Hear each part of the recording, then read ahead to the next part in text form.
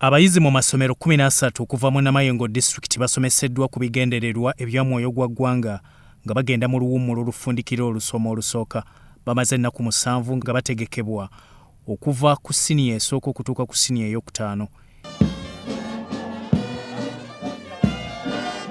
Kyomiya Friday akulira emirimu e Namayengo awabudde abayizi okwekuuma ekirwadde kya mukenenya. Because you are still young and you have become a patriotic, we want you tomorrow to become president, to become ministers, to become RDC.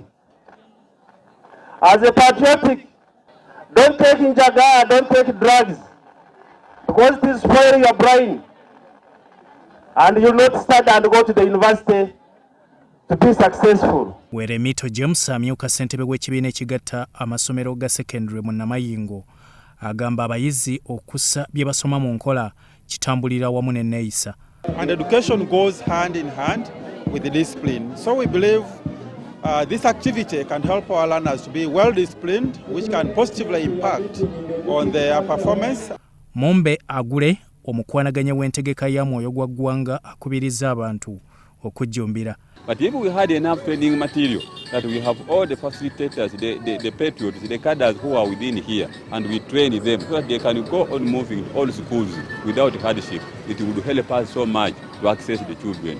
Sanya Ronald ssentebe wa RC Yokutane Namayengo awabudde ku kwagala ensi yo nga wenyigira mu ntegeka za gavumenti n'okulondoola ebikolebwa mu ssente y'omuwi w'omusolo. Join us to love yourselves. Focus on education. For us, we shall give you all the necessary support that is required. There are a few young people who have excelled here, whom we have taken note of.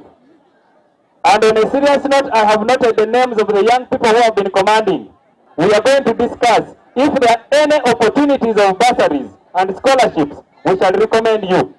Kulaba Isabiri RDC w'e Namayengo asanyukidde kubabadde mu kutendekebwa olw'obuwulize n'obujjumbize.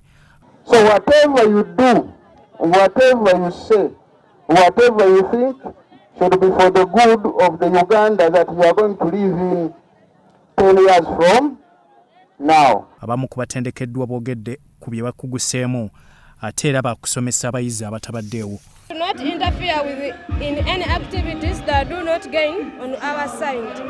Now I have learned to be self-reliant, to associate with my friends. As one of the patriots who have been passed out today, I see that it helps us as students who have joined the certain levels like O level and A level to gain the confidence.